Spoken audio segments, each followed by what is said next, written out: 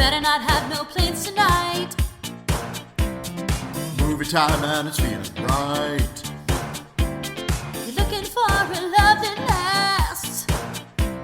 You'll find it at Romancing the Podcast. Ooh, ooh, baby, you had me at hello. Ooh, I love you. I know. Ooh, ooh, baby, you're the wind beneath my wings. Ooh, ah, I'll have what she's having. Thank you for tuning into Romancing the Pod. You had us at hello. I'm Paige Wesley. And I'm Todd Schlosser, and this week, Paige made us watch D.E.B.S. Now, Paige, was this the first time you had seen D.E.B.S? It was because it came out when I was in high school, and when it came out, it was considered extremely scandalous. And so I was like no one at school.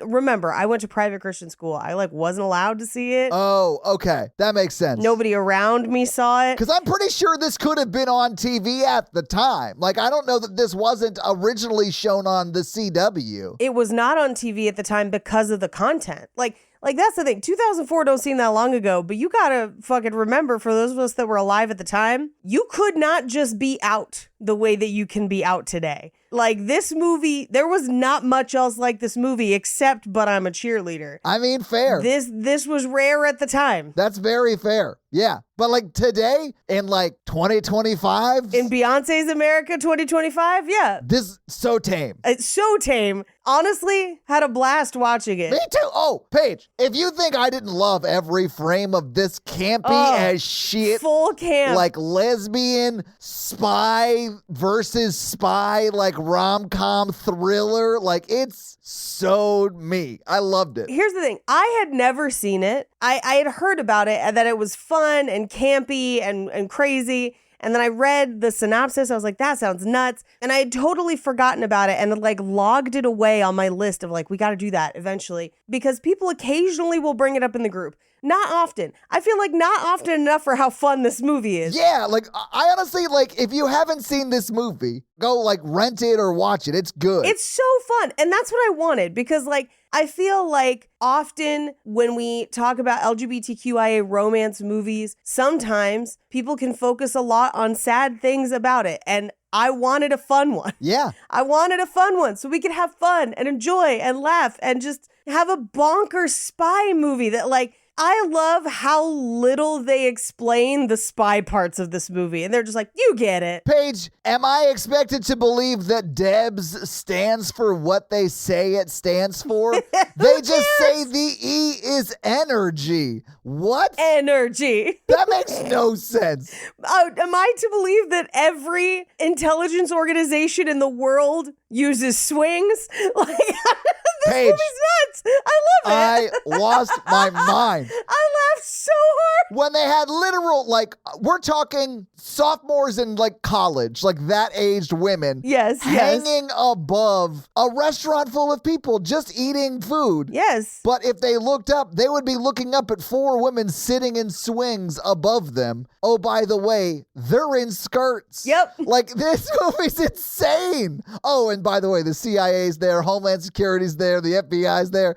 It's so campy. It's so funny. It is great though, because it's kind of I will say this movie does have a lot of very heightened, very silly, very spy versus spy, campy, falling in love and then coming out to your friends and family story beats that are common in movies about lesbian relationships or whatever. Yeah. And it's just playing those same beats, but well, what would that be like if, I don't know, all of your sorority had guns and they were all spies? Oh, Paige, and they can teleport? Hang on. People teleport in this movie. Oh, they're holograms. I think they're holograms. I wish that had been better explained, because I was very confused why they got in the car and drove anywhere when Mrs. Petrie teleports into a scene and then teleports out. She's a hologram. You say she's a hologram? Do they address her as a hologram? She looked way better than Tupac at Coachella. No, but that's how Michael Clark Duncan hologram holograms into her bedroom. Yeah, I thought he just teleported. I was like, are Mrs. Petrie and Michael Clark, are they just like angels? Like, what is happening? This is way wilder if they could teleport. I read it as holograms because she's got the hologram logo. There's a lot of holograms in this movie. I really wish I had picked up on that because I was like straight up like, why is nobody else teleporting around? And if teleportation exists, why are we talking about it? Like, I was so mad. I had like so many questions. And then I like started to be like, damn, I don't know anything about DEBS. And I kind of respect that for like an hour and 20 minutes into the movie. I don't know anything about this organization. At all. Like, Paige, who runs the like, where's their funding come from? Where's the French girl from? Quebec? Like, what is happening? Is it a government-run organization? My favorite is that the movie is only 90 minutes long, 91 minutes, and that's if you count all the credits. It's like 86 minutes long. Yeah, it's 91 minutes if you hold your breath. Like, it's not. And you don't ask a single question about the organization until like an hour and 20 minutes in. You're like, wait a second, did they tell us absolutely fuck all nothing about the spies? And then you're like, aggressively that, yeah. I guess I didn't miss it. But like when they're on the swings, I was like, I'm sorry, are the spies on swings? And I was like, this is so weird. Why the swings? And then they're like, well, yeah, the CIA's over there. And they just like pan around the room and everyone else is in swings. And I lost my mind. I was like, it's so funny. That's the point of the movie where I was like, and I've said this about other movies that I really enjoy, but I was like, oh, they're just fucking around. I love it. 100%. Yeah. I think this movie makes it so clear from minute one how much we are fucking around when you have that one girl being like, has anybody seen my gun? And then finds it in the laundry. Like, Paige, that whole opening montage where we meet all of our main characters, like, man, I'll be honest with you. It made me like have the realization that I had when I was a teenager and I was like, oh no, polygamy is not for me. Like, there's just too many ladies in here having too many problems and they literally all dress the same. I got to get out of this cult. Oh my God. The force field around the house was plaid. The lasers were plaid. Everything was plaid. Paige. I love it. They spent more time on the look of the spies than explaining the spies, but they knew that. Like, the screenwriter knows that. Oh, I agree. Is like, yes. Fuck y'all for asking. They've all got different guns. It is a choice, but it's a choice they made, and I'm glad they made it. Like, this isn't Hilarious. bad writing. It's like intentionally done this way. I like it. It's intentionally done. Yes. Oh, I had a great time watching this today. I was like, bummed I did not see it as a teenager. Yeah, but at the time, same. they were like, it's going to infect the teens with gay. And like, that's not how it works. I was still attracted to her boyfriend, Bobby. But I did love this movie. Yeah, you were like, man, I wish Bobby would slide down on a swing in my house. Look at his rectangular head. Come on. That dude's a perfect square. He is pretty square-like. Like, he is basically SpongeBob SquarePants. He's been in other things, and I couldn't think of what it was, but I know I've seen him in a ton of stuff. I'll look him up, because I know you have, too. Because I recognize him. He's definitely it's that guy. Yeah, well, and I want to say this is like, he's so young here. This has to be like one of his first movies. I know this is one of Devon Aoki's first movies before she went on to do Sin City and a bunch of other stuff. Yeah, she was Dominique in this. Jeffrey Stilts, I believe, is his name. Squarehead? Yeah, Squarehead Stilts. He was in Wedding Crashers. Oh, shit. Yes. Okay. Yeah. She's Out of My League, The Breakup, Guilty Party. He's been in a bunch of big stuff where he wasn't like the main character, and then he's done a lot of smaller stuff where he was. No, he's always the guy they dump for. Yeah, typically that's the bigger stuff he's been in. Yeah. But I mean, he's been acting for a long time. The guy's still working and has worked since, oh man, his first thing was in 2000. Okay. So the guy's been around for a while, and he started when he was a kid, it seems like. I feel like he either plays the guy that gets dumped or the secret agent that's a douchebag that no one listens to. Which, honestly, he plays both of those characters in this movie. So, Paige, you nailed it. Nailed it. Every time he gives her a bracelet, I lose my mind. The puka shell one at the end. Come on. puka shell. My dad got this one. My dad got the Yeah. I know. It's so funny. Like it is well written. Like I really do think it's well written. Oh, this movie's hilarious. Like when Jordana Brewster was talking about how difficult it is to date as a criminal mastermind supervillain, I was like, you know what? It would be difficult. She's like, it sucks being like a criminal mastermind and trying to date. You know, we overthink things too much. And I like, if she like doesn't text me for 5 minutes, I'm like, cool. I'm just going to build a laser to destroy Belgium or whatever. Well, then later she's like, Australia's getting got. Yes, it's Australia, not Belgium. That's what it is. And they're like, why? I don't like their attitude. Yeah. Paige, I'm not just good at self-sabotage. I stole the blueprints, all right? Yeah. Exactly. I also love that the like date that she goes on in the original is with one of the girls from Legally Blonde. Yeah. And she's the one who's like, hey, Elle, can you tell us what happened on Days of Our Lives yesterday? It's that girl. Except doing a bad Russian accent. Bad Russian accent. She's like, my lucky scrunchie. Like that one. And I was like, oh, it's her. I laughed through most of this movie. I had a great time. Yeah. Everyone should watch this. It is hilarious. It is really, really good, yeah. Oh, I loved it. But like, are there age ranges for DEBS? Like, I really have so many questions. Is it like Menudo? Are you like brought in like because you could sing and dance at 12 and then you're kicked out by 25 whether you make the main group or not? And is it just the main group that gets their own house and everyone else lives in the dorms? Like I don't understand how anything works. I think they're in like a squad house, which is like a sorority house. Okay. But then when the movie opens, like the credits are still rolling and it's like hidden in the SAT. And I'm like, yeah. I'm sorry, fuck the what? Paige, it was like the beginning of the first episode of Chuck, where they like have to give you so much information for the first scene of the damn pilot episode we're about to watch of DEBS, the CW TV show that's coming this fall. Like that is what it felt like. Well, and here's the thing. Yes, it is ridiculous and crazy, but I was in high school at the time, and I don't know if they did this at your high school, but they gave us the ASVAB test, the Armed Services Vocational Battery. Yes. Yeah. Okay, I got a perfect score on the ASVAB. Okay. Which is insane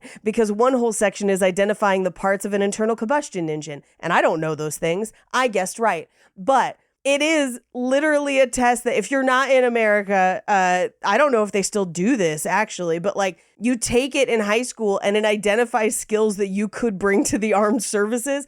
And then they call your house weekly for months trying to beg you to join the army as a radiologist or something weird. And then like eventually your parents have to be like, stop fucking calling. And then they stop calling you. But they really wanted me to go into medicine. And I was like, you picked the wrong gal. I was built to tap dance and tell dick jokes. Yeah, you're like, maybe smart enough, but I don't like blood enough. So I'm out. No, here's the thing. Blood, fine. Boot camp, no. Oh, for sure. Yeah, I couldn't do the military either. And it's a me problem. Like I could not handle it. Here's the thing. Do I have the attitude of someone who will scream at people and punch things? Absolutely. Do I want to run a mile? No. Not at all. And I remember telling a guy that on the phone because they called constantly. And I was like, yeah, no, I don't think it's for me. And he was like, what part? I was like, the boot camp part. And he was like, could you lose a few pounds? I was like, for you, no. And hung up the phone. Rude? Like, you don't love your country enough to be skinny? No, I don't. I love pizza more than America. Fucking shoot me. I don't care. You're lucky I was not behind the guns, okay? This was a mistake. Your test is flawed. I mean, yeah, their test is flawed. They have a test that sits secretly inside the SATs that can tell you if a teenager, an age group famous for lying, is a perfect liar. I'm like, oh, and you only get a few applicants? Oh, and also, they're all female or They're women? all female. Like, what? They're all female. That's also hella sexist though, right? Like men would never lie like this. They're not perfect liars. Like what? This was my headcanon is that they measured something different for boys and that's why, because like Bobby's like cadet for like Homeland Security, which is a great relic of the time because it's 2004. I thought he was just in Homeland Security. Okay. No, I think he is also a teenager because they call them Debs and Dudes at Endgame. Oh, yeah, at Endgame, which is their prom. All I have a question about, though, before we get started, Paige, is... the teleporting? No, Paige, they definitely were just holograms. Everybody knew they were just holograms the whole time.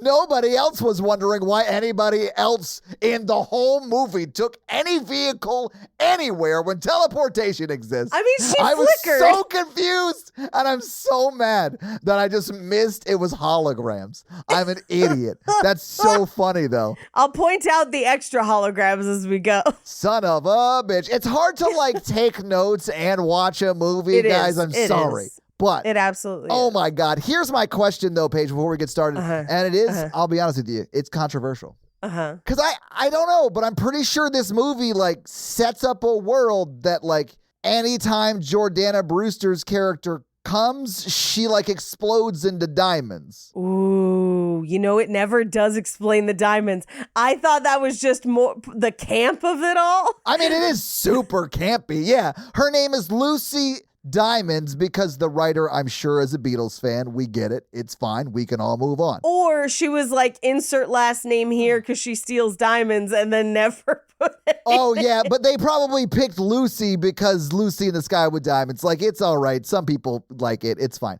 But I don't know. Like, give me a plausible reason. She has... Like, why are there diamonds everywhere after she meets with Amy, this woman she's like super into? Like, I don't know. I thought it would have been really funny if like when they like bust in on them in bed, if Jordana Brewster just like exploded into diamonds. Like it was like her like vampire power, like they can turn into a bat and fly away or whatever. I mean, it just reminds me of What's Your Number is the one where he's the magician and he reaches down and then pulls out a handful of quarters. Oh my God. I would that, but with diamonds. Here's the thing. Yeah. There's two possible explanations, and to me, both are hilarious. And the movie doesn't come down either way, which is also hilarious. I mean, we do see her throw diamonds at one point to confuse someone in an air vent situation. In an air vent, which means she just always has them on her, which means either she has so many diamonds on her at all times, they just fall off her and people find them. Or as she's leaving a room every time, she tosses a handful of diamonds before leaving. Paige, I think this actually brings us to a very dark place. Let's talk about it. And I'll tell you why. Okay. I think this movie is telling us that she's a Musk. No, I refuse. She's too cool. Oh, they were emeralds. Sorry. It was him and his brother would have emerald fights because they had an emerald mind. Yeah. Not diamonds. Never. There's nothing scandalous that happens with diamonds, Paige. Please. We don't know if they're lab grown or not. Honestly, she is a supervillain. She's probably got 9 lasers working around the clock making diamonds that she can just throw at people. I love that the movie, because she's the love interest, right? And so, at a certain point, you're like, oh, they should be together. And then every once in a while, the movie reminds you that, she is a supervillain, though. She would have killed her friends if she didn't say anything. This woman is a sociopath. Paige, she, literally tried to kill them. Yes. Yeah. Oh, this movie's great. This movie's so fun. And at the end of this movie, Amy is like, oh, no, this criminal mastermind / supervillain who tried to murder all of my friends 30 minutes ago in the movie runtime, I could fix her. So, I'm not saying this is the movie we do it for, Paige, but I have been meaning to ask you if you want to bring back do you think they're still together? Oh, yes. Let's bring it back. Which I don't think we intentionally stopped doing. We just forgot. No, we just forgot. We occasionally do it. We talked about it for Bound. I think we briefly mentioned it, but we did talk about it. Yeah, we had hopes for that one, but man, we had hopes. But much like that one, I feel like this has a similar answer of is she really turning over a new diamond leaf, or are they gonna be villains together? Which honestly, love that turn. I mean, yeah. Or are they going to get into a horrible fight and then it's going to be spy versus spy where like they're gonna be like lovers but also enemies, and god damn it, I want that movie. Like, come on. I know. Honestly, I would watch a D.E.B.S. 2, but the S has a $sign through it, and it's just like Yes. spy versus spy. It starts off with them like already in like divorce mediation, right? And like they're like all fighting and shit, and then like over the course of the movie they come back together. You know what I'm saying? Yes. Through like various like heistery where they're trying to get around each other. Or excuse me, Paige. Herstery. Excuse me. Herstory. My mom would be so proud of me right now. But Paige, maybe we should just go through this movie scene by scene on account of its silliness. Oh, by the way, you should know that this movie is great by the fact that we have not mentioned one of the two McPoyles is in this. Oh, McPoyles. Yeah, McPoyle sighting. Yeah, that's how good this movie is, because that's a big deal. A McPoyle sighting. McPoyle gets a happy ending. Oh, I bet he does. He doesn't turn into diamonds like when Jordana does, but No. I bet he ends up working in like the basement of the CIA while his girlfriend Janet is doing the missions.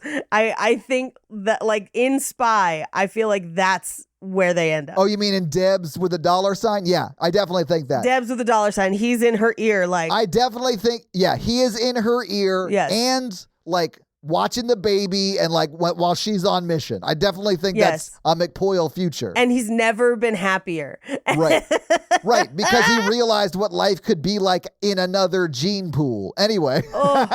Also, we've spent 23 minutes just talking about how much we love this movie. This movie's not very long. Not a ton of stuff happens. I feel like we're going to have to take some detours because not that much happens in this movie, but that's okay. It's a fun journey. But it does kind of feel like, I don't know, America's Next Top Spy, like kind of vibes. Not opposed. Like Tyra Banks produced. Yeah, it is a who's who of who would become hot girls and other things. Yeah, definitely. Which is pretty fun. But we open barely any credits, like literally 2 prodcos, and then we are into the movie where it's like, by the way, the SAT has a secret spy test hidden inside it. And when people take the SAT, we can tell if they're lying, which is wild because the SAT be about facts and shit. I know. So like, it's so impossible. And it's definitely like a multiple choice typically, or I mean, there are also like written stuff, but like everyone's lied on the SAT. Of course. And you know what's hard to tell if someone's lying? Like if all you're doing is looking at a bubble, like they scribbled in, like that's hard to tell. Oh, that bubble's a lie. I was like, this is the kind of insanity I wanted to start this movie with. Thank you very much. Now, here's the craziness. This is the year I took the SAT. This came out literally as I was about to take the SAT. So did a handful of other movies about the SAT. There are a whole bunch of movies that came out in these 2 years, like 04 to 06, when I was taking the SAT, because it was the year that the SAT changed.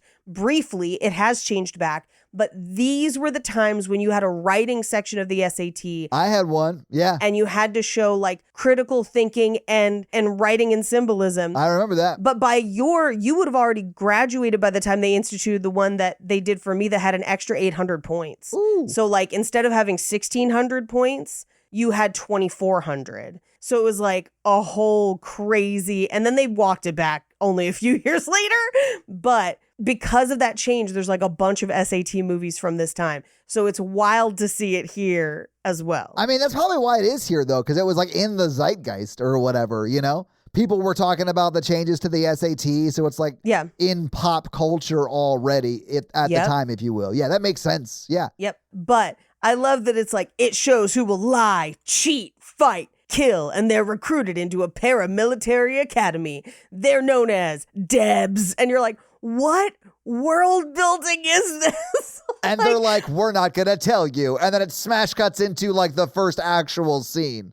I called that like scene 0 because it's like not the movie, but it's like, here's some information I think you might need to understand the first shot of the movie. And I apologize that the next 30 seconds of dialogue I'm going to say at your face sounds insane.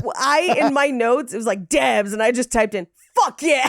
Because I was like, I know. I loved it though. Like I really did. When at the end of this, I was like, what the fuck? Okay, hang on. This is going to be awesome. Now, we also meet in this kind of like montage. They're like taking us through like who these people are. Yeah. And one of them is Miss Petrie, played by Holland Taylor. I bring this up because Holland Taylor is a lesbian and has dated women most of her life, but did not publicly address it until 2015. So if you are wondering, you're like, why didn't this movie do well at the time? That's how scandalous it was at the time, is that like people were not out, including people in this movie who then later came out publicly on podcasts and stuff. Like they weren't hiding, but like actually announced it publicly. Yeah, but like it's different to like live it and like your friends and family know than like public knows, because you're like an actor and like a notable figure, I should say, you know? Yes. That's a very different thing.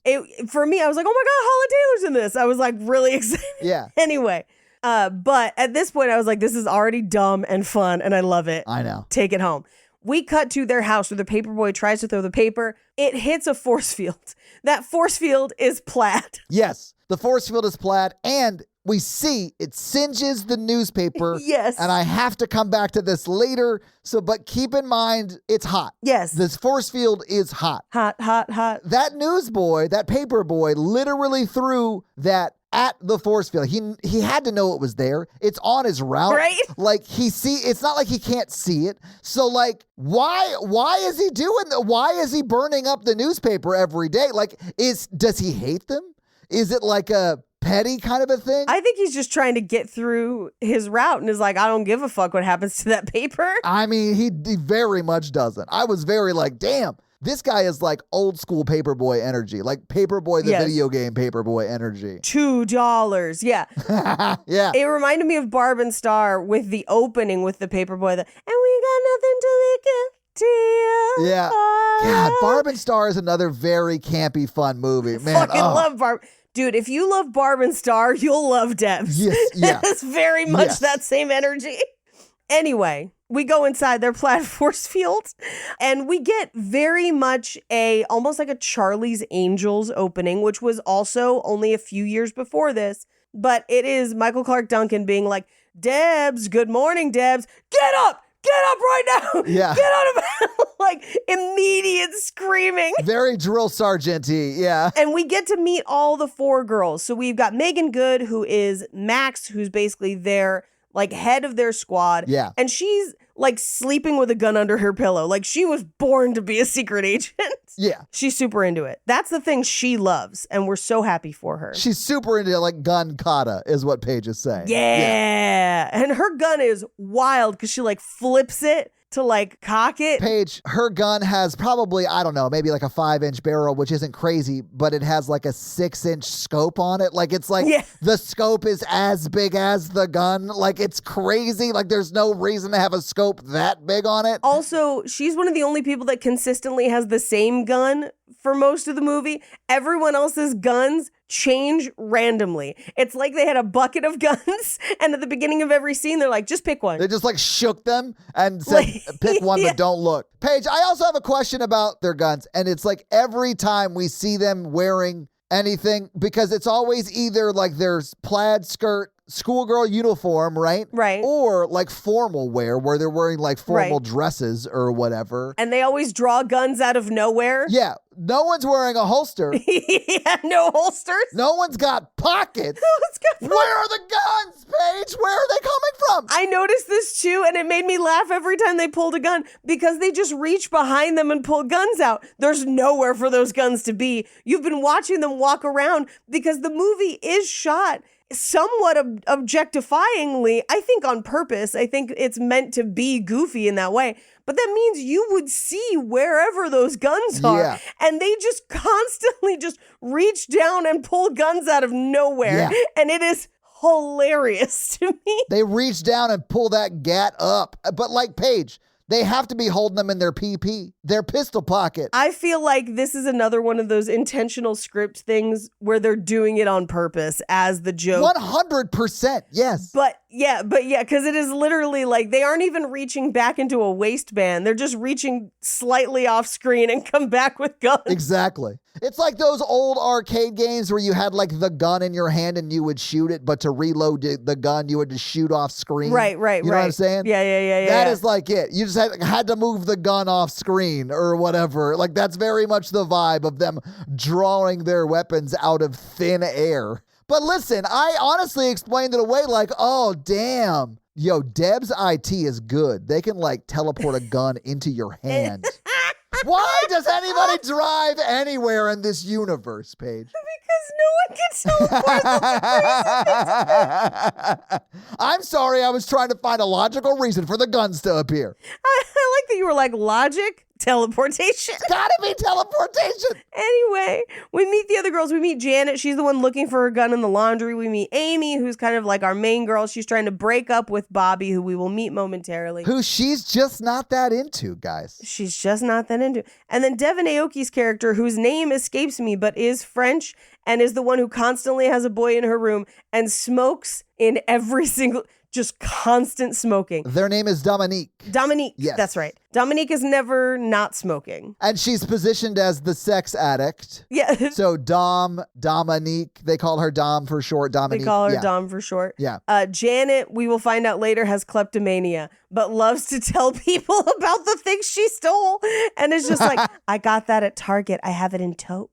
And also in teal. I was like... She's so proud of it. It's weird. She's so proud of it. It's so funny. But good for her. It's good that she has a hobby. It is good that she has a hobby and that she's stealing from large corporations and not mom and pop places. Yeah. Any place that calls it shrinkage, I'm kind of more all right with. Yeah. If they're like, oh, we're fucked. Like I feel bad. That's a smaller business. Right. You know what I'm saying? Right. Exactly. Anyway, Bobby don't want to be broken up with. And Amy is kind of like, no, I won't call you. I'm not gonna. Fine. They go in their convertible bug, which, boy, didn't you miss convertible bugs? Terrible to drive. Sightlines were awful, but boy, do they look cute. Natalie had a bug like this. I don't think it was a convertible, but she'll have to like check me on that. I can't remember, but I know she had a bug that was like this. I wanted one so badly. This is when I was learning to drive, and they were everywhere. I test drove one because I wanted one so fucking bad. It was like a high school girl car, like no joke. Yes, yeah, 100%. I saw a lot of them.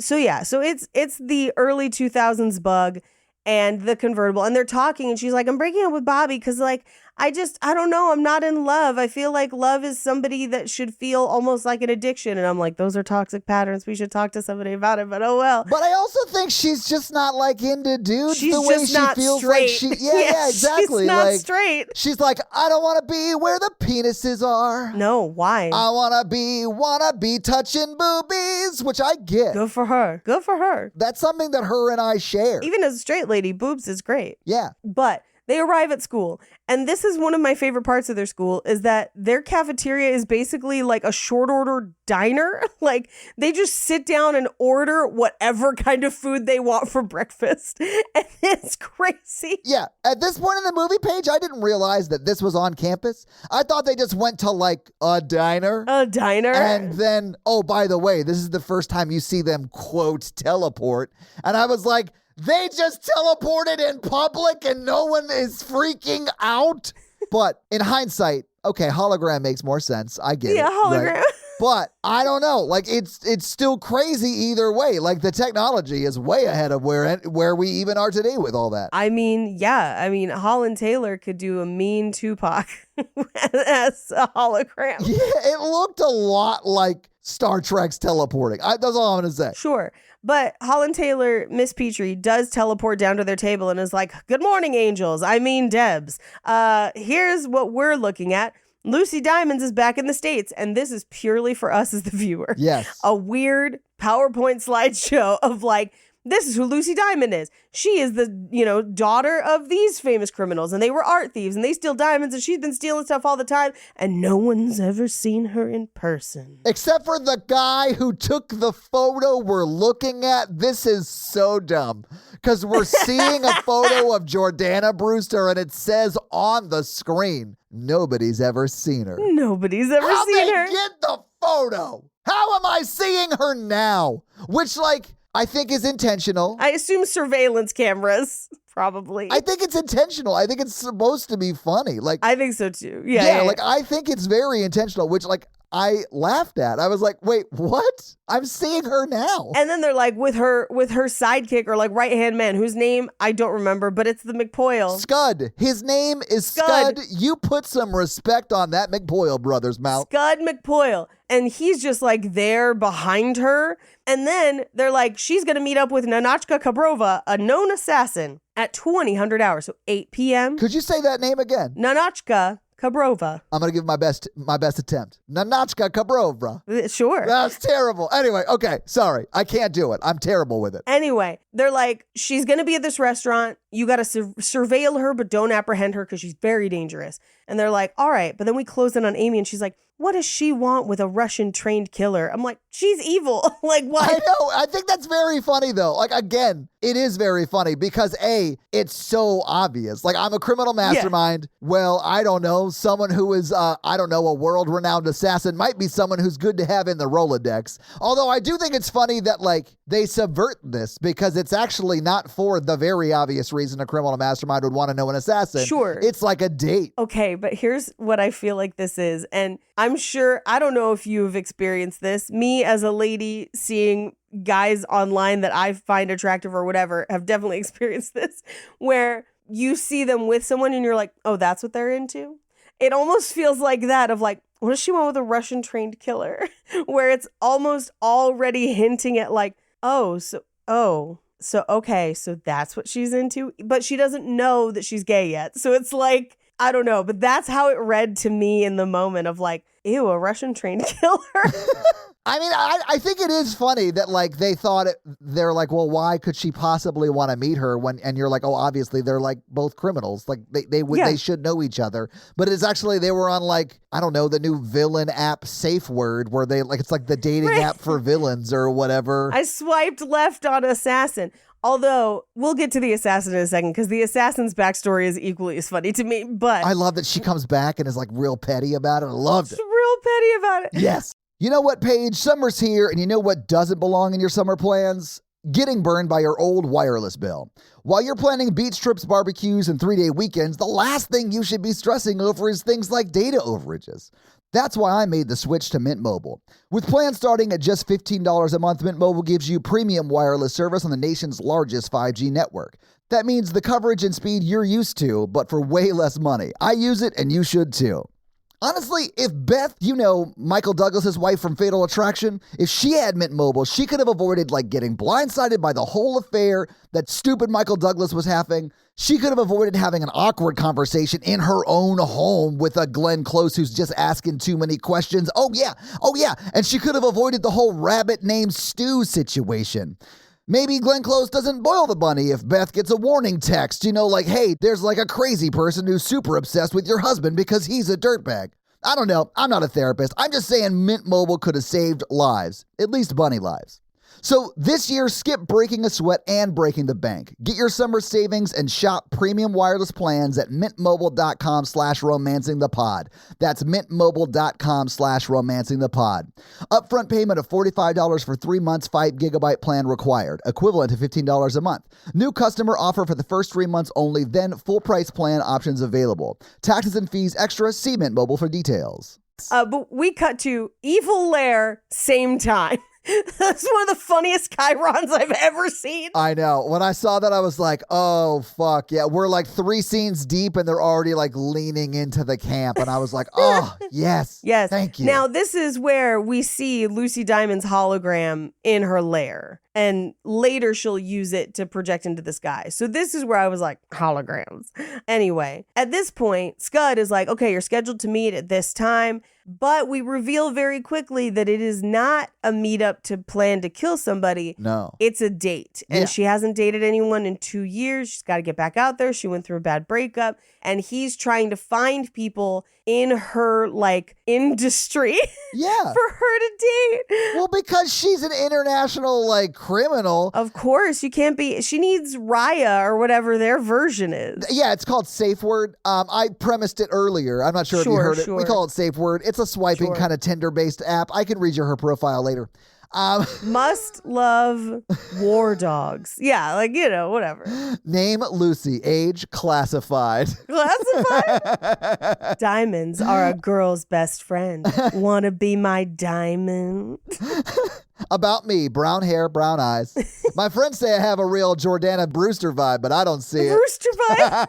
I'm an INFJ with a side of explosives. I like my women fast and furious. That is the perfect one right there. Yes. I also like that you gave her INFJ. I mean, that's what she'd be, right? I don't know. Until she takes the test, we'll never know. Well, I mean, if she had taken the test, she would have been in DEBS, Paige, because there's no way she wouldn't have also scored a perfect test on lies for the SAT. I don't know. It's confusing. I think that's what she's trying to do at the end when she's taking the SAT, but it is implied that she does not get in. Oh, you know what would be really funny because it does show her trying to take it and she gets frustrated and then punches the guy who's like giving the test. Yeah. And it would be very funny if that was the test and punching the proctor is what got you in. So like you realize that this room full of women all got up and assaulted the person who like led their SAT question. Man, one simple change makes this movie so much better for me. Yeah. Anyway, we cut to the restaurant where they are surveilling this date, waiting for Lucy Diamond to show up, and they are on swings. Just swings from the roof. How are they connected? Who knows? They can move side to side. They can move around the room. How is it working? No one knows. There's no explanation. The only, it's like roofs don't exist and there's a drone flying for each, swing and it's just, taking them around. Honestly, like they're actual angels, flies on a wall witnessing the scenes. It's very silly. It's so silly, and I love. And this is where they're talking, and this is the whole sweater thing. And she's having a conversation with Max, and Max is like, "What's the first thing I told you when we met?" And she says, "That's my bunk, bitch." He's like, "No, DEBS stick together."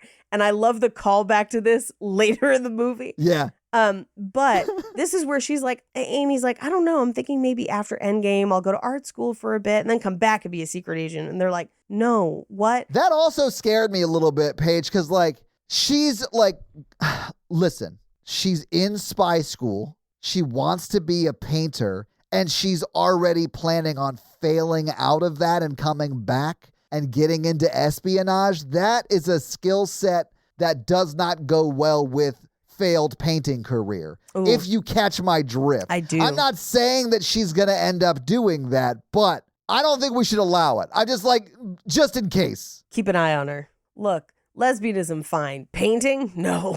It's really the failed art school and then coming back to a government job. Sure. I'm just afraid for the lipstick lounge push. You know what I'm saying? Push. You know what I'm saying? Yeah.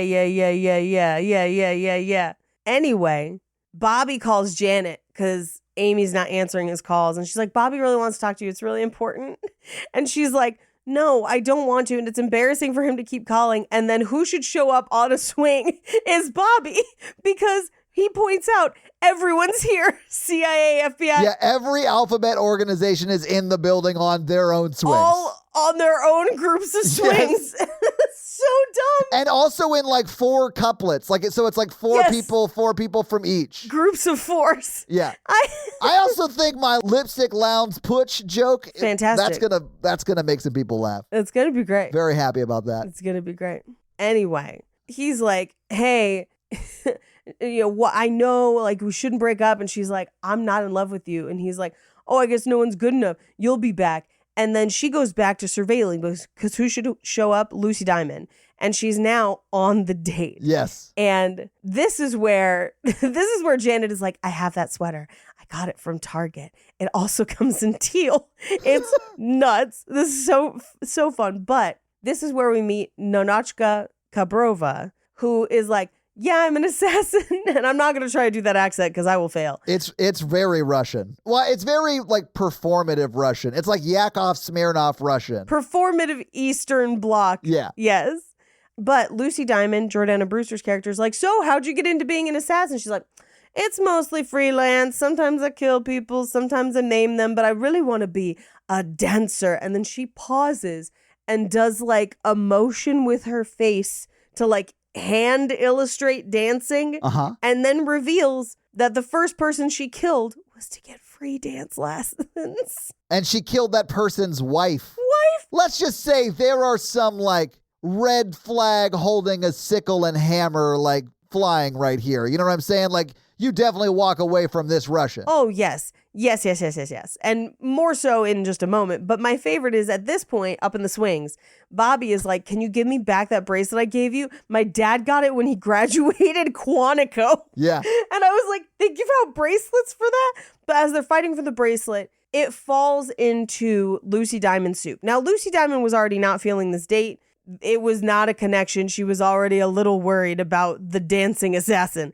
But that bracelet in the soup starts a shoot off. And now it's melee in the restaurant. It is, which is kind of hilarious because like they're just on swings. They're just on swings. And everyone's shooting with people on swings. Yeah, I mean, they do sort of like drop down, but like all they had to do was look up at any point and they would have seen literally like 16 people from various On government swings. agencies on swings. It's madness. It's insane. And so like it's a shootout. Everyone's everywhere.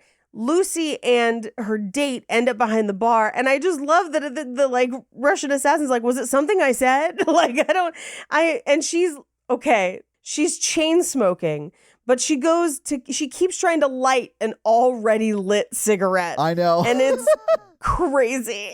It's nuts. And she's like, no, it's not you. It's me. I just don't really think it's gonna, whatever.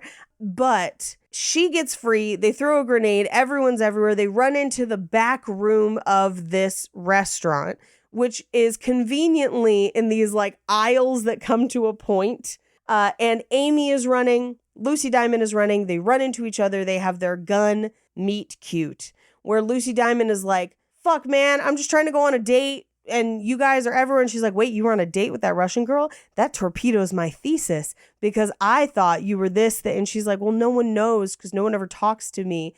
But they have this moment of like, oh, interesting. Like, who are you, Amy? Who are you? Whatever. Yeah. Until the other Debs show up. And by the time she turns around, she calls out where she is. She turns around and Lucy Diamonds is gone. And a pile of diamonds sits where she once stood. Because, she just had the sexiest meet cute of her life. So, like, she gushed out some diamonds. I don't know. There's no explanation for it. I think truly she just is always like, diamonds. She's got pockets full of diamonds. You know what I'm saying? Like pocket sand, but just diamonds. Yeah, exactly. It's pocket sand, but way bigger. It's like pocket pebbles, but they're diamonds. Right. So like it hurts, sure, but like you're rich now, so you're kind of fine with it. Yeah. Anyway, she runs out to her getaway car where Scud is waiting, and she's just like, hey, I actually met somebody. He's like, oh, you guys hit it off. And she's like, no, with this one Deb. And he's like, no, that's like the Deb. She got the perfect score. Right. She's like the Deb. And she's like, she doesn't realize it yet, but she's into me because Jordana Brewster caught the vibes. She was like, I can tell. I mean, yeah. She doesn't drop, listen, Jordana Brewster does not drop her diamonds for nobody. Right. She knew there was a mutual connection. Well, and Scud's like, she's straight. And Jordana Brewster's like, sure. So they roll up to her house where she pulls out her sidekick. And I was like, oh, take me back. Take me back to the flippy screens. I was hoping that we would get a close up of what was typing on it. And it would just be like a Excel spreadsheet. No matter what I do, all I think about is you. I always think of that music video with the Excel spreadsheet. It's very funny. Anyway, so she has a thing that can get her through that plaid force field immediately. And then she has to dodge plaid lasers on the ground. She does. She kind of like skips across the yard and they definitely just put in the lasers later. Yes. It was very funny. I also want to point out that like the paper boy threw the paper onto the force field and it burned up the newspaper. Yes. She touches this and is fine. She's just like touching it. Oh, here's where the force field is. And then let me get my tool out that lets me paint a hole through it so I can walk into it. And listen, is it silly? Yeah. Yes. Am I glad we got this scene? Yes. Absolutely. To remind us that the force field is plaid? Yes. Yes. And that she can get through it by painting a hole like it's literal After Effects, which is what they use to do this. Anyway, it's funny to me. Yep. But she shows up at Amy's window and Amy's like, yo, what the fuck? No, what are you doing here? And she's like, well, just come out with me. I can answer anything you want for your thesis. We'll hang out. I'll tell you information. And there you go. And she's like, I can't go out with you. And she pulls a crossbow on her. And then Jordana Brewster, flips the script. She's got the crossbow and she's like, well, now you have to come out with me. Yeah. Okay. It's very much like a, hey, would you like to go out with me? And then a kidnapping when they say no. Right. It's not a great look. It's not a great look. They go outside. Who has come back from another shoplifting adventure with a pink sweater? But Janet's like, hey, where are you guys going? And they're like, oh, damn it. Now I got to take her too. Okay, but we have to say how that happens because it's hilarious. So they're like sneaking out to Jordana's car and she comes walking up in her pink sweater and then Jordana shoots her with a crossbow and it sticks the sweater to the tree. Yes. And then that's when she runs over like, hey, he's shot my sweater to the tree. And then she realizes that it's not a he, it's Lucy Diamond. Lucy Diamond. And then she gets talked into going to the club with them. But while they're driving to the club through cool tunnels. I loved how they got to the club, kind of loved the club. It felt very like Hackers from the mid-90s. Yes, like I was here for it. But while they're in the back, Scud turns to her and is like, hey, didn't you go to Dalton? She's like, yeah, you. Like, so they went to like probably high school together at some point. Yeah. But so they get to the club and Scud and Janet are hanging out. Meanwhile, Amy and Lucy Diamond grab a table and they just start having a conversation. They seem to really connect over a feeling of being misunderstood and maybe not feeling like the people closest to them really understand them. And maybe they're not doing the thing that they really want to be doing.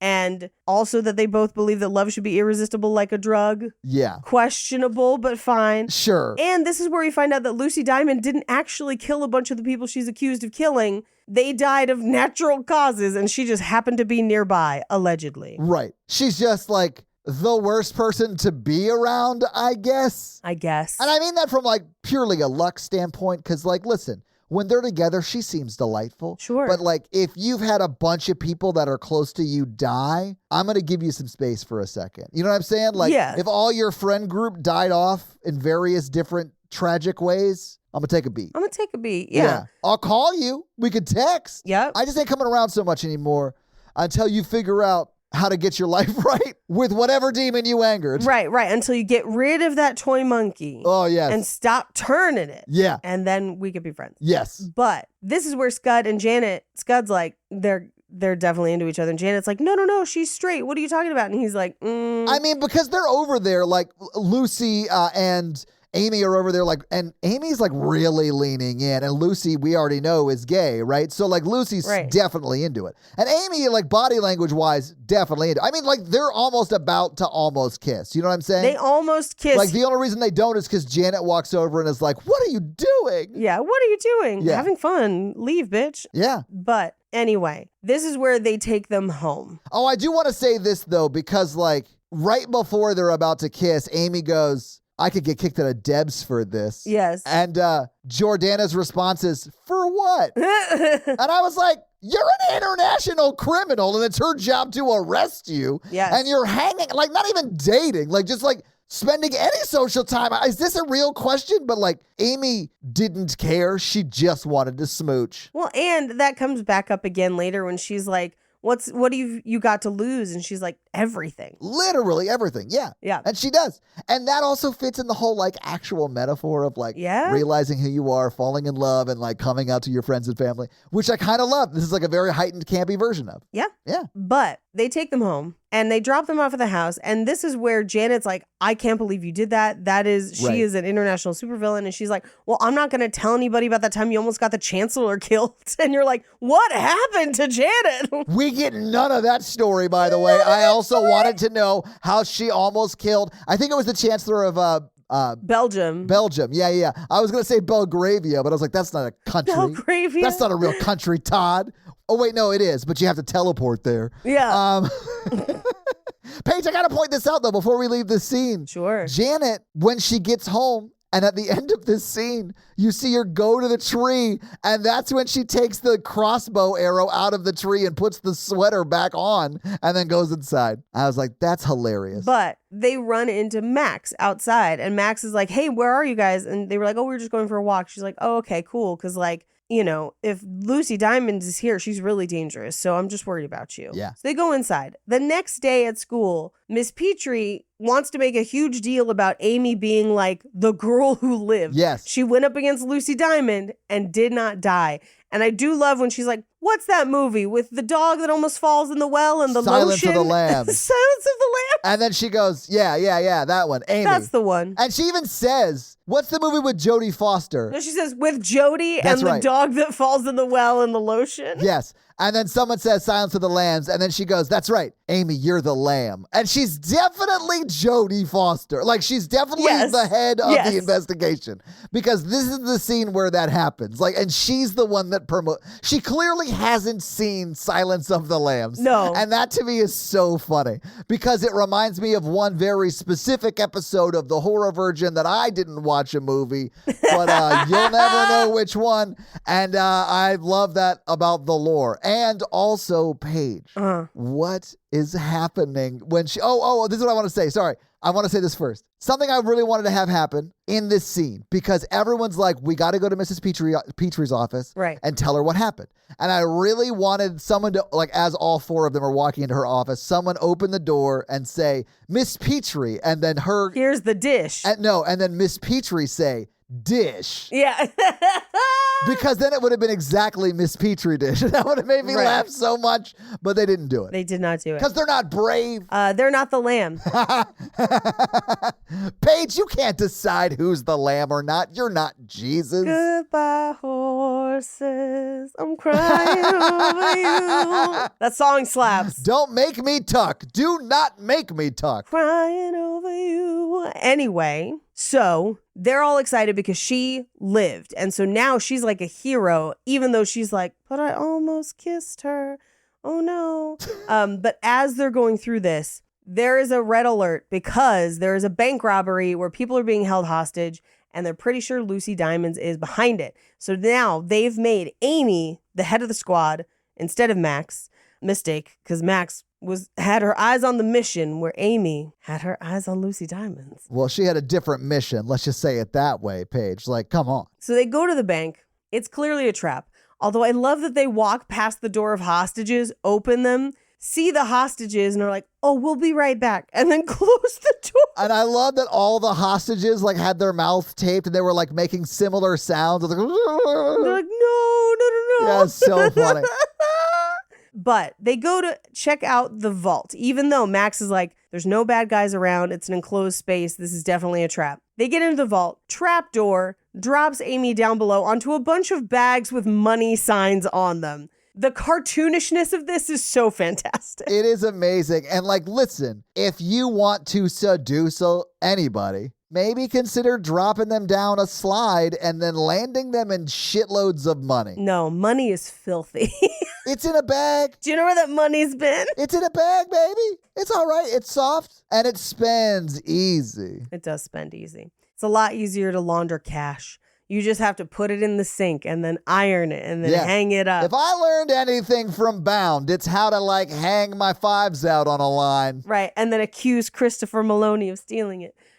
Anyway, so she's like, hey, I just wanted to see you. So I set this whole thing up and she's like, that's really nice. But like this, I can't, like my friends and the D.E.B.S and everything. She's like, no, don't worry about it. And she's like, also, can you like let my friends go? Like, they're not going to die. Are they? She's like, no, of course not. Meanwhile, cut to their friends who are getting like crushed by a spike, like with spikes, like yes. roof that's getting closer and closer to them. And then she does stop it like right before it kills them.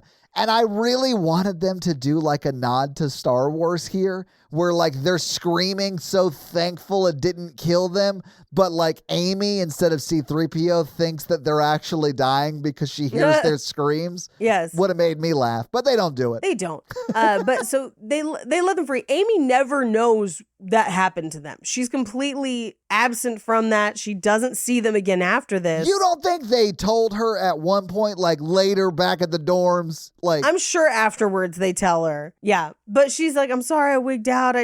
I do really like you, but I don't really know. And like, I can't. And this is where she says, what do you have to lose? And she just goes, everything. yeah. But by the time the Debs make it downstairs, all that's there is her plaid tie and diamonds. And spray paint that says, I have the girl. Yeah.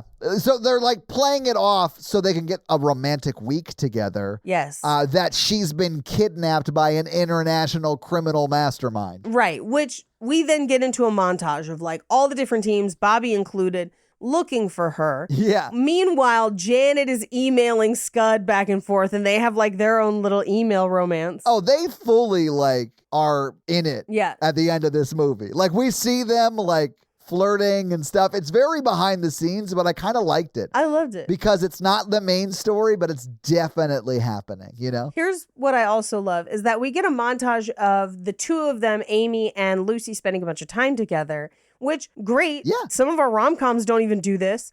So we kind of see this relationship build, but I love that they're going through Lucy's baby pictures and it's pictures of her as a child with a gun. Yes. It's so funny to me. Yeah. Like, I was dying. She buys her diamond handcuffs.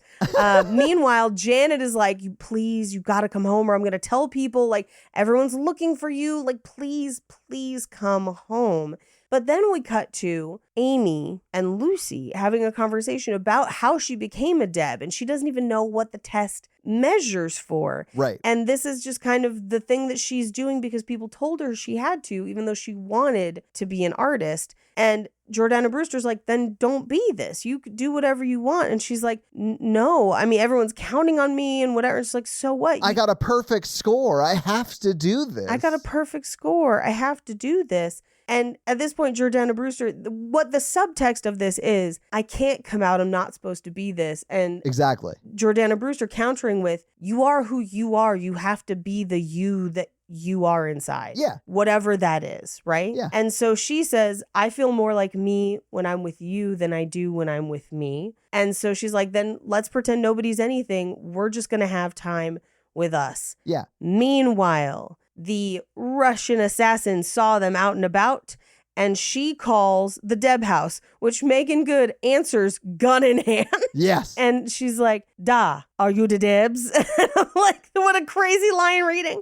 But she's like, I know where your friend is. Spite. Full spite. I know. It's just like Jake and I rewatched Love Lies Bleeding last night.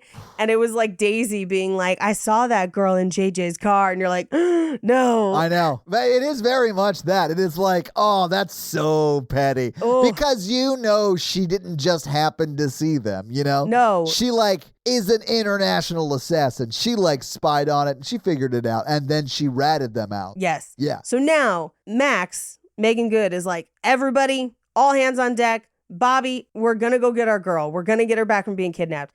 Janet knows she's not kidnapped. So Janet is calling like, please pick up. Too late. Not going to happen because Lucy and Amy are too busy having sex. Good for them. Yep. Meanwhile, the troops enter the lair. Scud calls a red alert. They kind of clash a little bit, but I love that before he calls the red alert, which he doesn't say red alert. he says bingo. Yeah, well, he says bingo because they're literally playing bingo and he Yes. just won bingo. Like, it's not like a code word. Right. It is a fact. And then, like, the red light goes off and he goes, breach. And then everyone just goes. It's great. But they're no match for the combined forces who kick their way into Jordana Brewster's room and find her and Amy in flagrante. Yeah. And they're like, it's not what you think. And I'm like, I don't know what else it could be, man. It has to be what we think because if it's not, it's weirder. Like, Yeah, honestly. But this is where Jan is like, you really should check your messages. yeah. But like, this is fucked up. Everyone kind of goes home. Amy goes back to the DEB house where Mrs. Petrie is. Paige, at one point we see, and I'm referencing that she told her to check her messages. At one point we see her like Yes. teleporting her face onto her watch, Paige. Right, She's right. teleporting her face onto her watch. It's the most efficient way. I really just want to leave the listener wondering if I know those words aren't interchangeable or not. I don't think. Anyway, but she walks back to the Deb house where Mrs. Petrie and everyone is, and she's just like, "You're a fucking treasonous bitch. Like, Yeah. this is treason. This is not good." Which I'll admit, like, okay, they work at, I think, a government, at least Yes. feeder organization for like our spy agencies. Little MK Ultra, sure. Right. Sure. Yes, yes. So, like, yeah, I get it's treason, but like, I think the emotional beat this is landing is like, okay, the realization of coming out to your friends and family and then them like pressuring you into like, no, this is just a phase Yes. or whatever. This is something we can forgive and forget, which is so gross. That's not what they say in this, but like, that's the kind of thing you would hear. They're like, this is an embarrassment to us. So you're Exactly. going to Yes. conform. You're going to finish out the school year. We're never going to talk about this again. Yeah. And you put your friends through so much by doing this. Yeah. By just being yourself. It's like a real gross guilt trip that I'm sure a lot of people go through, and it sucks. Oh, yeah. Well, and they're like, and you're going to go to Endgame with Bobby. So we get a montage of her conforming, putting in her thesis, getting an A+. We see them on the swings again where her swing is Yes. far away. Yeah, she's like real far away because they don't want to sit close to her. It's like the lunch montage where it shows they're not friends anymore, but instead of a lunchroom, it's like the sky above a stakeout. The sky. And Bobby shows up on a swing next to her and he's like, "Hey, so we're going to Endgame together. I still love you, and I know you still love me." And she just goes like, "Sure," like unenthusiastic. I mean, it's very much like I am being forced to live a lie kind of vibe, you know? It's the plot of the song "Good Luck, Babe." We know this. But this is where he gives her the bracelet that's puka shells, and he's like, "My dad got it on a drug bust in Malaysia." I was like, oh my God, this guy only gets jewelry from his dad and he gives that jewelry to his girlfriends. And I don't know why, but the chain of custody on that's weird. It's so weird. Because it's not like his dad bought it there. His dad arguably stole it Right. on a like arrest or drug bust or whatever. Like, that's wild. Okay, cool. Hey, some hardened criminal's looking for this. Like, I don't want that jewelry. He stole it off a dead body in a river. Like, That's even worse. That's got bad luck in it. I don't want it. It's haunted. That's a haunted bracelet. Yeah, that's a haunted brooch. And the only thing grosser than that bracelet's chain of custody is what he says to her next, where he's like, "Hey, that lesbian thing's kind of hot. See you tonight," where he's treating it as a phase or a thing that's only to be done for his pleasure to view. Yeah, it's like he's fetishizing it. It's Yeah, like what I don't know, an idiot like early 20s Todd would have thought for sure. I mean, I'm glad late 30s, no, 40. Old as shit. So old. Todd doesn't think that. Anyway, so at this point, we cut back to like the night before Endgame or a couple weeks. Timeline's murky. Doesn't matter. They aren't even explaining what kind of spies these are. A lot of that happened over a montage, and I got the vibe that it was like a week to 2 weeks. Yeah. But Lucy Diamond sneaks in and Amy hits the panic button. Yeah. And she's like, "Okay, I gotta go." But then I do love that she fires an arrow into the room with the handcuffs and is like, "I thought you were different." I thought that was funny. I thought it was them like breaking up kind of, you know, like. Yes. But it's also very clear that according to Max, who is like, let's just say her vibe is, I love guns. Yes. She, instead of sending Amy to like pray away the gay camp, it's very much like a shoot away the gay. Yes. Because the on site, she starts shooting at Lucy Diamonds until she jumps out the window and like acrobats back to her car. And that's when she shoots the handcuffs into the room. And I don't know why, but I kind of wished it had like also stuck another thing that Janet had stolen to the wall. You know what I'm saying? Like it was like a running bit that anytime Jordana Brewster shoots a crossbow, it like, It's just still her sweater. like steals something that Janet stole earlier. But this is where Lucy Diamonds goes back to her lair and targets the laser at Australia. Yes. She's like, "Australia's toast. I don't like their attitude." And Scud had to talk her down. But like, I was like, damn, Jordana's got some real Mikey vibes right now. Oh, yeah. I mean, look, hey, Australia's done me wrong a few times in the last couple years too. So, you know, I think they're great. they're going to have to earn their way back into my good graces. And it's going to be tough with all them spiders. I think y'all are good day. I don't know. You're fine. Have fun with that. Have fun getting eaten by a spider. Anyway, At this point, Lucy Diamonds is like, being bad doesn't feel so good because I don't have the person I love with me. So she starts giving all the money and the diamonds and the art and everything back. Paige, the montage of the give backs were so funny to me. It was like them hacking into people's bank accounts to return money and then literally them returning the bags full with just the dollar signs. The bags full of money with a note that just says sorry. Yeah, with safety pins to it. It's so funny. I loved Scud as he's doing the hacking. He's like, you're welcome. Yeah. You're welcome. You're welcome. The dude's great. He's amazing. She shoots her hologram beacon into the sky and then... Yeah, she teleports her beacon into the sky. Yeah. into the sky. Yeah. And it says, Amy, be mine. She tries to take the SAT, but clearly doesn't get in to be a DEB. And so at this point, Scud's like, well, we've got a plan B. At this point, we cut back into the house where the hologram of Mr. P, aka Michael Clark Duncan, shows up in her room. Right, he teleports into her room, which is a little bit strange. It's a little bit creepy. Right? Hologram's a lot less creepy. Yeah. But he's like, hey, how are you doing? I know it's been kind of rough. And she's like, it's okay, I guess. And he's like, this business doesn't leave a lot of room for love. But I do love that he immediately acknowledges, like, yeah, you love her. I understand. And this is tough.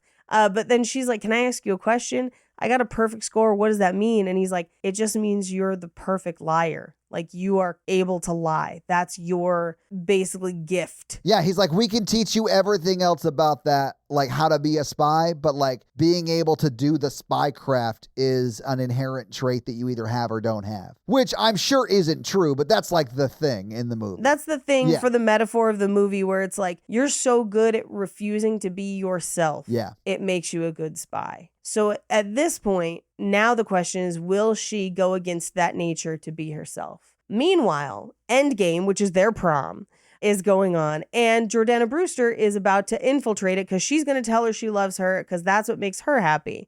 And so she's going to climb through the vents. And I do love that she's like, wait, so our whole plan was just for me to show up and tell her I love her? And I love that for the second time in the movie, because at one point Scud says crime is easier than love. Yeah. And here he says war is easy, love is hard. Yeah. Which I do love that runner through the movie. I liked it too. I also really like that she's looking at the blueprints and didn't realize that her whole plan was just to tell her she loved her. And she didn't realize that until she read the blueprints. That was funny to me. Right, because it says it on the blueprint. Exactly. He was walking her through how you get in. And it must have been just a speech bubble around where they would meet.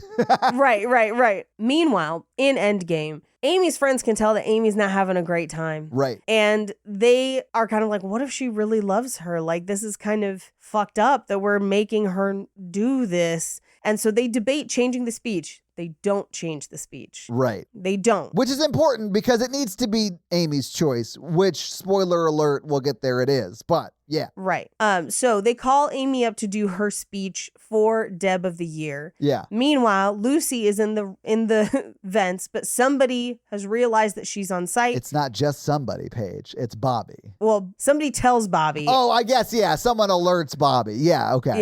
Yeah. And so he's tracking her. He's trying to shoot through the vents. She escapes. She makes it literally into the room just as she's hearing the end of Amy's speech, which seems to suggest that she's going to continue to lie and not be herself, except that she sees her there and is like, no, I'm actually going to do something brave. Yeah. I love her. I've got a date with the devil. Bye, y'all. I love that. Yes. And Jordana Brewster, aka Lucy Diamond, kicks the shit out of Bobby. Love that. Of course. And then they run for it. Now, everyone is now chasing after them. They run through the storage area. They manage to lock it before everyone else gets there, except for the other DEBS. Paige, I love the repeat of the storage area meet cute for them to recollide. And it's set up the same, even though it's different boxes. Yes, I loved it. It was so cute. They run into each other. They kiss. It's so great to see them together. The other DEBS get there. And this is where Max is like, hey, do you remember what you said to me the first day? And she was like, high protein diets are overrated. Yeah. And she's like, no. I said, we'll always be friends.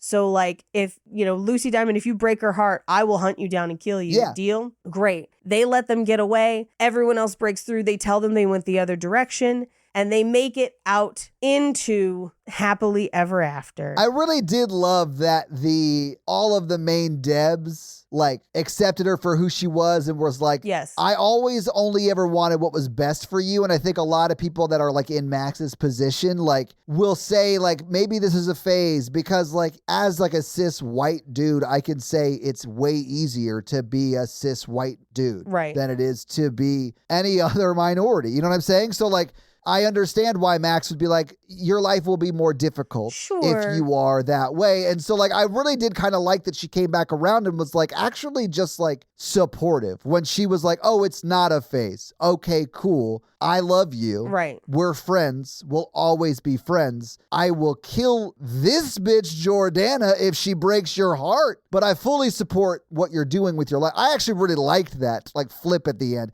even though it is sort of silly because it's this movie, but I liked it. I still liked it. I liked it. And I feel like it's one of those things where if you're listening to this and you're thinking of not accepting someone for that reason, I would tell you that the only thing harder than living your life as someone different is living your life as not you. And so people got to be who they are. Like lying about who you are forever, way harder than anything else. So like, let people be who they be. But anyway, happy ending for all these people. Yeah. And that's the movie. movie. So having seen the movie, having talked about the movie, Paige, what did you think about D.E.B.S? DEBS? Loved, had a blast, really, really enjoyed it. This is going to sound crazy. I always buy movies and I'm like, man, I'm glad I bought this movie. I've never experienced it the other way where I was like, I could probably buy this movie, but it's probably not going to be very good, so I'm just going to rent it. Normally, when I have that vibe and I rent it, it is a renter. You know what I'm saying? This is one where I rented it and I was like, shit, I should have bought that because that is one I will watch again. It's fun. It's silly. Like the production quality of it, I think plays into the camp of it. Because honestly, if it was a little bit better, it wouldn't be as funny. Right. Unless it was like a Christopher Nolan level quality. And then it would like really heighten the camp of it. But that's so expensive. So like it has to be like this production quality for the camp to like really pop.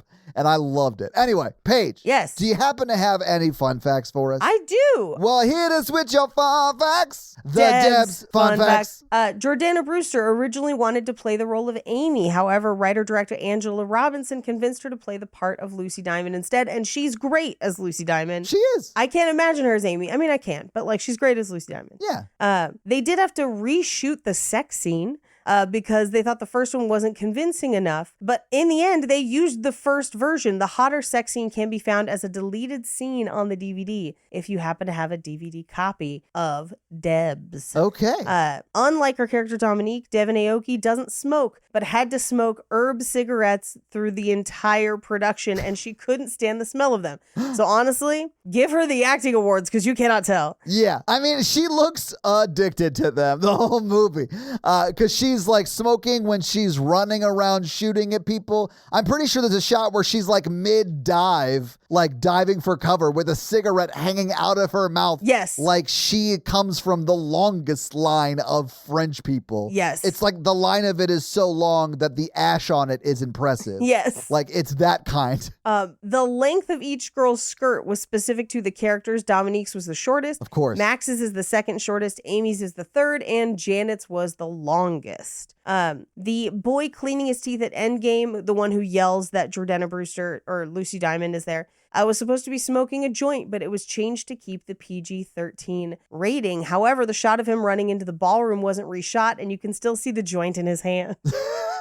This was based on a short film. Okay. With kind of an early concept. And Jill Ritchie, who plays Janet, was also Janet in the short film. So she is the same from one to the other, which is pretty fun. Yeah, I think you can find the short film on YouTube if you want to. That's awesome. The day when they shot the bank heist, the temperature was 100 degrees, which explains why they're sweating so much. Gross. That's terrible.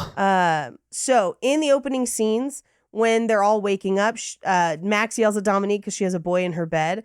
In the DVD commentary, Megan Good mentioned that the guy in her bed was actually a guy she'd been on a date with before they started filming the movie. What? That's hilarious. Lucy Diamond's license plate spells out NDASKY, in the sky, referencing Lucy in the Sky with Diamonds. Man, I called it. Yep. In an earlier draft of the script and in the short film on which the feature is based, the character is referred to as Lucy in the Sky. So, as opposed to Lucy Diamonds. Sure. Both Devin Aoki and Jordana Brewster have been in Fast and Furious franchise movies, which is pretty fun. Yeah. But their characters never interact in this film and have no screen time together until the final scene. So that's even though they're in multiple Fast and Furious movies together, which is kind of fun. When they are in the back seat on their way to the club, Scud asks Janet if she went to Dalton. She replies yes.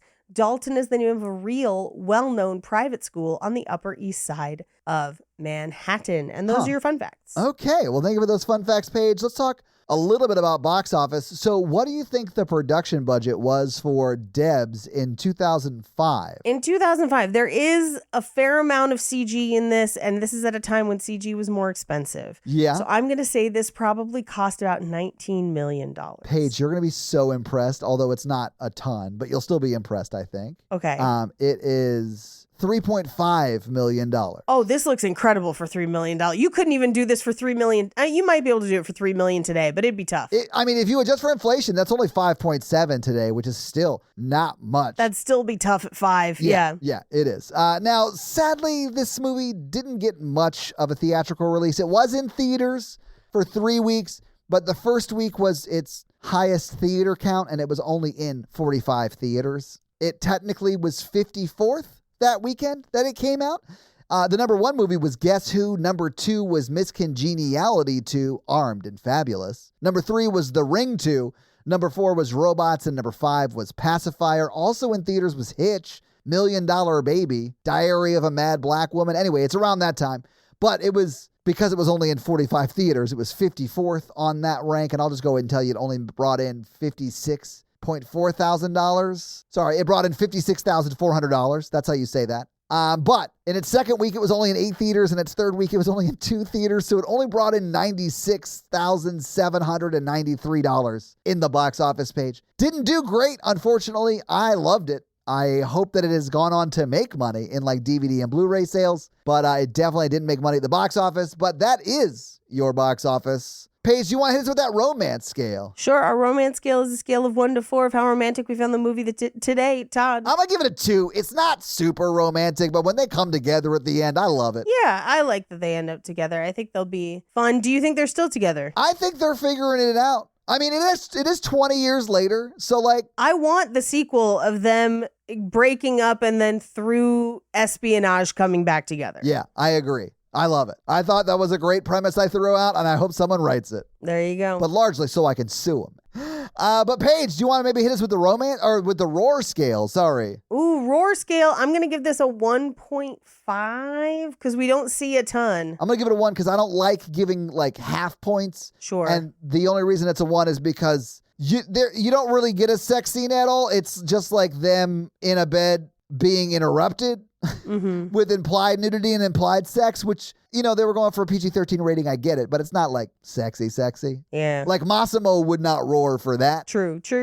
And that's your roar scale. So this week, Paige, you had us watch D.E.B.S, and thank you seriously so much for that. Next week, what are you going to make us watch? Now, people have been demanding this in the Facebook group for a while, and I have seen it and don't love it. But I think we'll have fun talking about it because it is toxic AF, and that is the classic Runaway Bride. I haven't seen this, but I believe it's Julia Roberts and Richard Gere, right? Yes. But they're not reprising their roles from Pretty Woman, are they? No, different characters. Okay. Yeah, but everybody's got some issues going on. There's a little bit of bread truck in there if you're chasing him who's chasing you. There's a whole bunch of stuff from 1999. It is streaming a bunch of places. Runaway Bride. All right, guys, go check out Runaway Bride for next week because that is your homework assignment. Do you have any reviews for us, Todd? I do. So this week, I'm going to read one off of our most recent My Own Private Idaho episode comment from Spotify.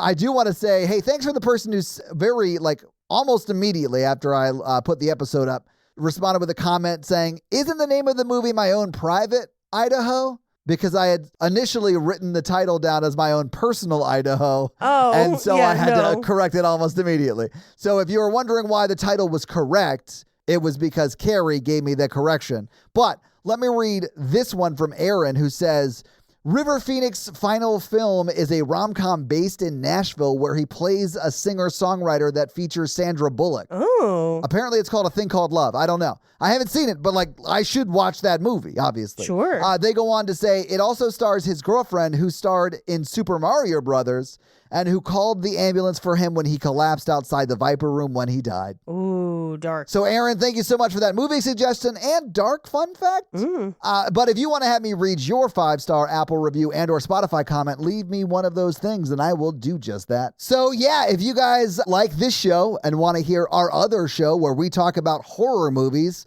that is The Horror Virgin. That's the only other podcast I am on, but Paige is also on Cult Podcast, which you can find at Cult Podcast. And you can find us on social media. I am at Todd J. Awesome, literally everywhere. Paige is at Paige Wesley on Instagram. No, it's at Rampage Wesley on Instagram and TikTok, at Paige Wesley on Twitter. That's right. All right. So that's where you can find Paige. If you want to find the show, we are at Romancing the Pod Show, right? Yep, Romancing Pod Show on Twitter. Well, and Instagram, right? And Instagram, but it's show SHO because character limits. If you start typing Romancing the Pod, it'll come up. It'll definitely come up on Instagram. I don't know about Twitter because I haven't posted on Twitter in a hot ass minute. So like, who knows? But that is where you can find more of us. So yeah, guys, give us a follow. Support the show any way you can. We'd love it. Smash that like button. Hell yeah. And that's going to be it for us, you guys. I'm Paige. And I'm Todd. And you complete us. Diamond Pletion. Bye. We'll see you next week, nerds.